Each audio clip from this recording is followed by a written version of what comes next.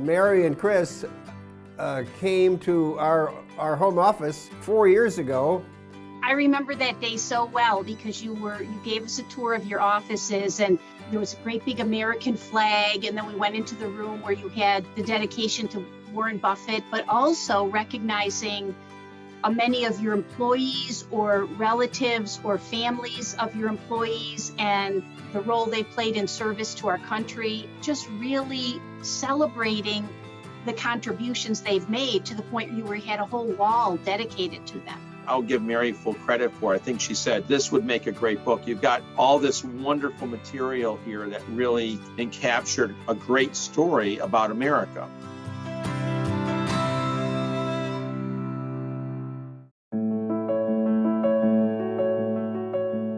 So what the three of us would like to do is share part of that journey with you. And Jonathan, you want to reflect on your experience of 16 years ago attending the Berkshire Hathaway shareholder meeting? We weren't alone being the second generation at the conference. There's a lot of people who bring their families along, and it's also delivered in such a simple way that anyone can understand and walk away with some great messages about life or investing. There was a 13-year-old that went up to the microphone and said, "Mr. Buffett, I'm 13 years old and this is my 6th Berkshire Hathaway shareholder meeting." And everyone stops and gives him a round of applause. That's the kind of energy that's there. There's so much excitement for people to be able to get that kind of information at a young age and imagine how you can put that knowledge to use over the long run. So Kati, talk about your experience about you coming on to Spectrum and where you fit in the picture. In 2018, I was a recipient for a Germantown Community Scholarship Fund, and that's where I met Jim as he presented the award and we took a picture on stage. I, as energetic as I could be as a senior in high school, asked about internship opportunities, and Jim said, "Let's stay in touch." We jumped at it. When you said, let's do a mural on Warren Buffett, I'm with you. On the other wall on our second floor, we have 60 framed stories of soldiers related to our employees and or their spouses. And of the 60 stories, 20 of those stories are related to John's wife, Laura. As we shared those stories within the office, more and more stories kept unfolding. That developed the Spectrum Soldier Wall, and the connection between the two, the Warren Buffett timeline and the Soldier Wall, it was like magic that the two were connected together. And that's when our friends gave the suggestion. We have an expression at Spectrum that says, when someone dies, a library closes.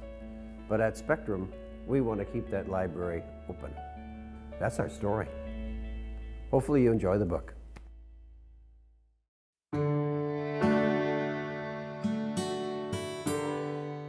One word for the American tailwind.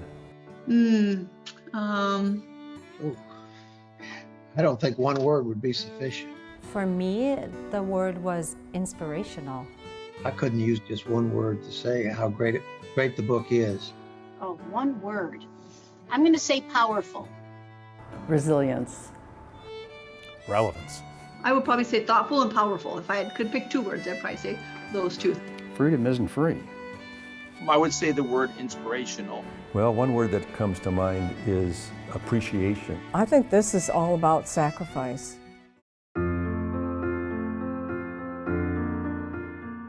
So how is Warren Buffett connected to our soldiers? Warren Buffett included the following statement in his 2018 Berkshire Hathaway Annual Report, celebrating the 75th anniversary of D-Day. It's beyond arrogance for American businesses or individuals to boast that they have done it alone. The tidy rows of simple white crosses at Normandy should shame those who make such claims. Warren Buffett. We should be studying Warren Buffett. What a wonderful person. He's a great American. He's what America's about. Good leaders, by definition, are humble. He's been very outspoken at times in a way that kind of calms everybody down. And just, this is the way we're going, you know. This book humanizes him for all of us. It makes what he has done in his life attainable for everybody, even if it's just the messaging and the way he's chosen to live his life. The way he's been able to be successful, but at the same time, he gives back, he's philanthropic, he's supportive of his community and the people that he cares about, and he does it in a very humble way. I think that there are great life lessons that we can learn from the American Tailwind, not only from how Warren Buffett was raised, but just reminding ourselves of all the greatness that we have.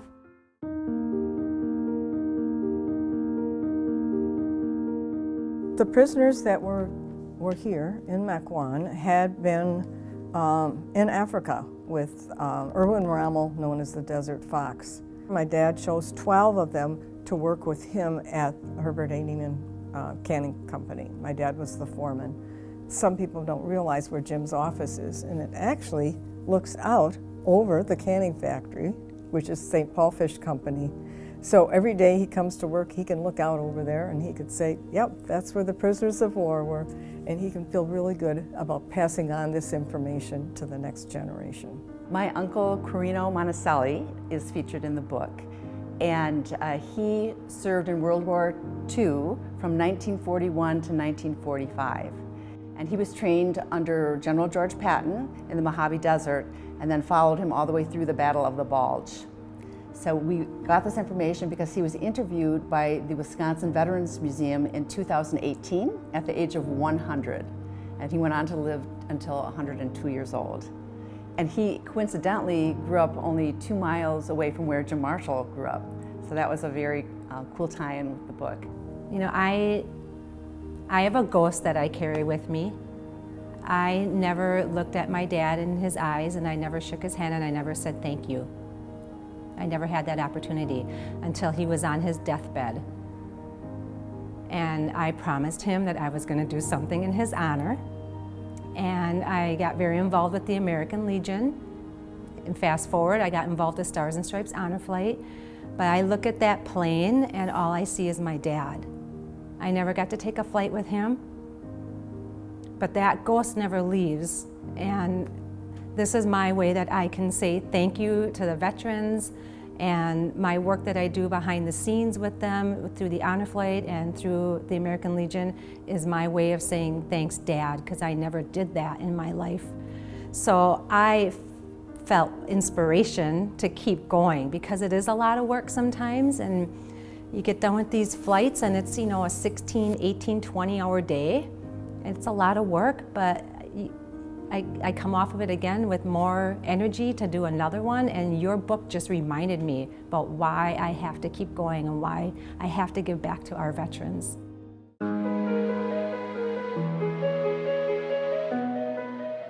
I was drafted in 1965, ended up getting shipped to Vietnam. I spent a lot of time on point, which is, you know, out in front leading search and destroy operations. I wasn't in country more than 8 weeks, and I took a burst of 5 from an AK-47. That's where I met Chris Keggy, who was a surgeon, a young surgeon. He had one of the first MASH units in Vietnam. Yep. For those of you that have watched MASH, he was MASH. Yeah, and that was a He real was doing deal. surgery with a hard hat helmet on, Mm-hmm. t-shirt, shorts, flip-flops. Yep, just like, yep.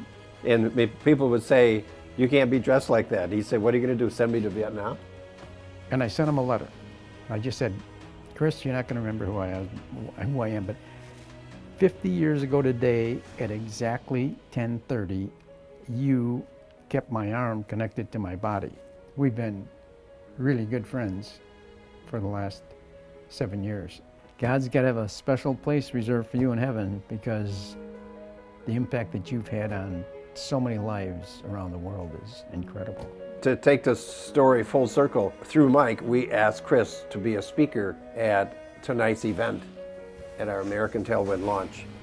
And he says, God willing, I'll be there, only to have Chris Keggy die on the 4th of July, 2023. Yeah. So we wanted to not only have Mike tell his story, but also honor Chris Keggy.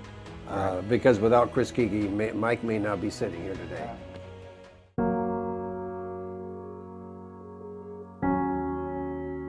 We often look past or don't remember those who made such ultimate sacrifice, selfless sacrifice. And I believe that's what this book does, is it captures that and just, again, reminds people we have what we have because of them. People before us that have sacrificed in ways we will never imagine. We can read about these things. They're glamorized in movies, and there are so few of these folks left to tell us about that. And when they do, we all listen. And I think this book is a collection of stories and experiences and an important window into people's lives that I think gives us a connection and understanding that's very, very powerful. As I read it, I thought, geez, this book needs to be read by every youth in our communities. It's your way to show appreciation for those who have served, but it's also your way then of trying to help other people have that same appreciation and understanding. So thank you for appreciating us. The American Tailwind and the Resilience of America. For the next generation to give them hope.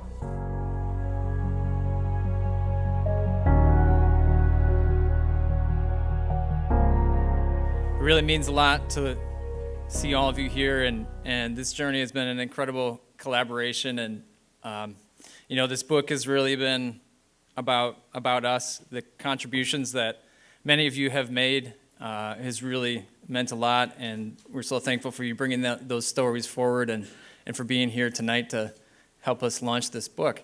This book, it just takes you from the beginning to today, to the end, to the American fighting soldier. The American fighting soldier is just you. You all are patriots. You wouldn't be here if you didn't care about America. But American Tailwinds, it's just an accounting of life. And it's so many of you and your family and your parents, grandparents. It looks like Wisconsin was the only people in the war. I thought there were a few from New York and some other states, but I've had the privilege of reading through most of the lives, and what a contribution you made. Your commitment to service as a state is wonderful. I want to show you a little bit of the research that we did going into the book. This is 103 books that were used for citations that led to the final product here today. John mentioned that when he and Laura got married, we did the story on Laura's family. Okay? When we had that story done, I showed Ron the story. I showed Ron the mural.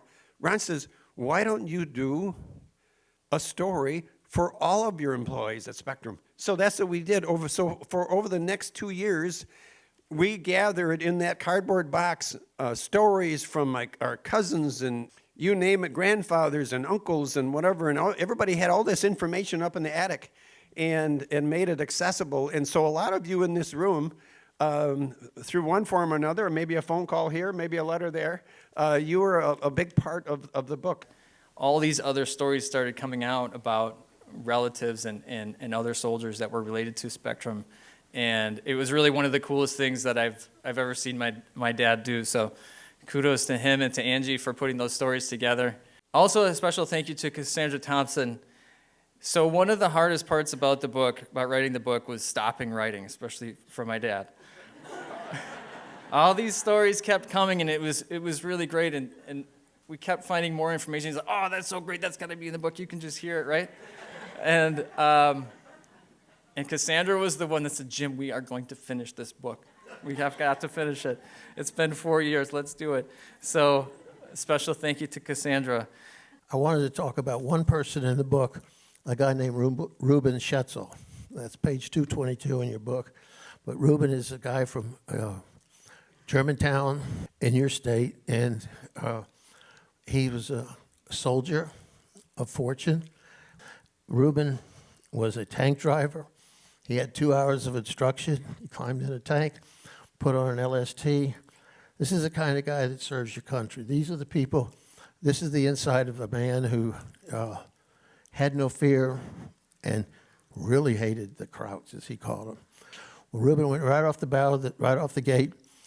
With the hatches were open on the thing, and as they went over the top of the ramp, 88 millimeter went right in the back into the tank, into the turret, killed the 3 people in there, and Reuben and his mate his driver, were blown out of there onto the shore.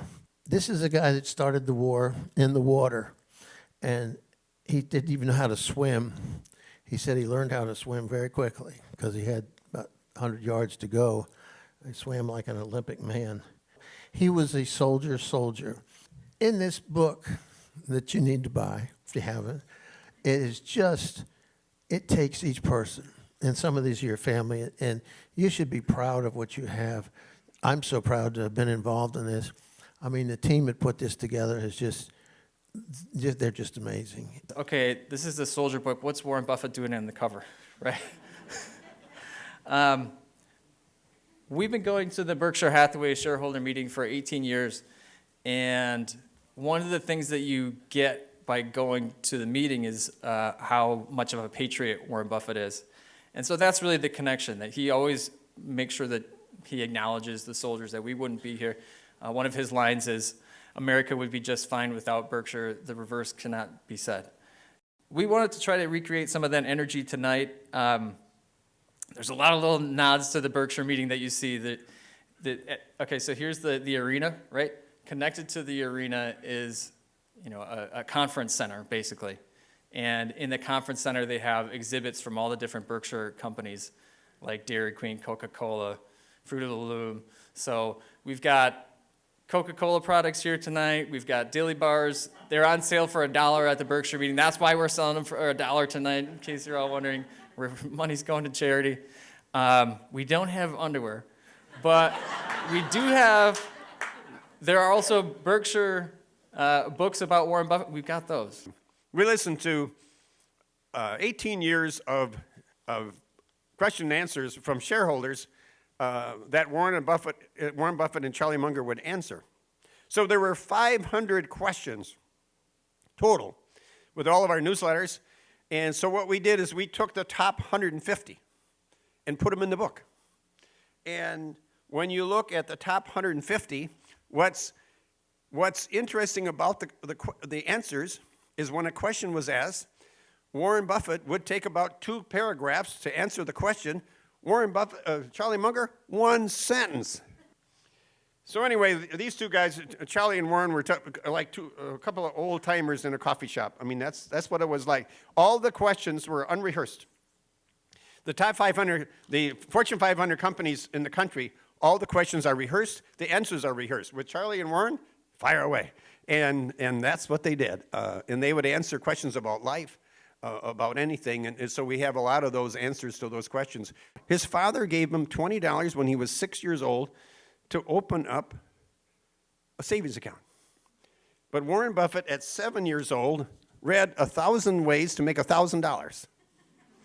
And when he was 8 years old, he says, I got to get a job. and so he went, this guy was unbelievable. He went door to door. He would buy a 6-pack of Coke for $0.25 and then sell each bottle for $0.05 and make $0.05 on the 6-pack, and he'd put it in the bank. So when he was 11 years old, he bought his first stock. He had $114, and he bought City Service, 3 shares of City Service stock, right after Pearl Harbor, a great time to buy stock. So Warren Buffett, all these little jobs he had, he accumulated $6,000 by the time he was out of high school. And he said, Dad, I'm not going to college. We said, why not? He said, well, I've got $6,000 and I'm making all this money. He said, Dad, he said, Warren, you're going to college. You can keep investing that $6,000. I'll pay for your education. So he went to Wharton, then he went to University of Nebraska, and then he went to Columbia to get his MBA, where he met Ben Graham. And when he was with Ben Graham, he learned about Geico. He took 75% of that $10,000 he had by then, and he invested it in Geico, okay? And then he got married at 22, had $10,000, and his wife Susan said, let's buy a house. And that would be kind of a natural to have that kind of savings. And he says, no, we're not going to buy a house. Let's keep investing the money, and let's buy a house when I can get this thing going.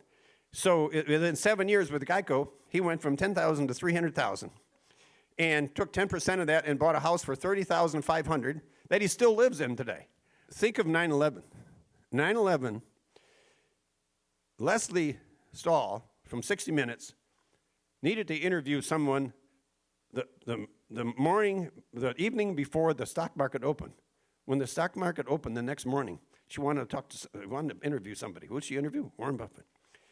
So the market's been closed for a week. Everybody's scared out of their mind. And she interviewed Warren Buffett, and she said, Warren, what are you going to do? He said, I'm going to either be holding or I'm going to be buying. She says, well, what are you going to do? He said, I'm buying. Okay? The market was up 14% by the end of the year. So that was after 9/11. In 2008, same thing. Everybody was scared out of their mind about real estate, the thing's going in a dumper. And so what does he do? He writes a column in the New York Times, Buy American, I am. And so he always has cash, always something on the sideline, always has a margin of safety. And he said, when the market really goes down, you don't go outside with a tablespoon, you go outside with a wheelbarrow and catch all the rain. And that's really how he's invested, and he's done incredibly well doing that, and he's done it for years. In the book, we write about George Washington, and 7 of Laura's relatives fought under George Washington. Ulysses Grant and 6 of Laura's relatives fought under Ulysses Grant, and George Patton. And so we mention those 3 generals, but then in the same sentence, we also mention Warren Buffett and Charlie Munger, and we call them giants in our nation's history. My first exposure to him was I was told to stand outside. There was a man coming in a green car, and he's your grandfather. I thought, oh, this is wonderful. What is he going to bring us?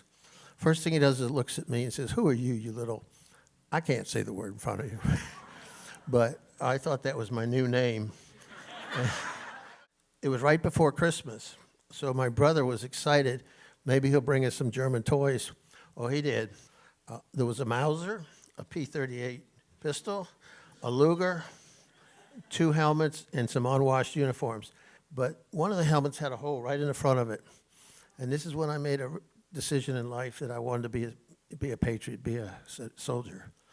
I looked at him and I thought, you've been over there killing these Germans. You've gotten this ultimate surrender, and you're telling me that helmet, the German helmet with a hole in it, is the helmet of a hero.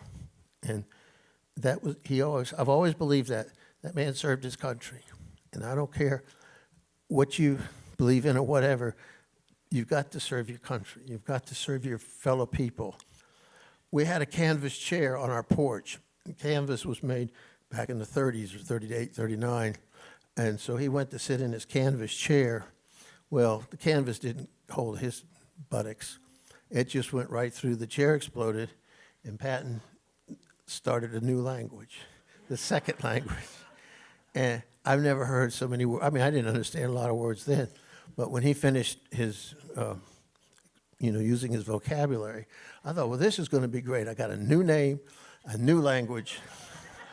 I was so privileged to grow up in that family and to learn about that family and to meet people like you whose parents, grandparents, great-grandparents served in the military. And despite what the guy was, his inward character was not like his outward appearance.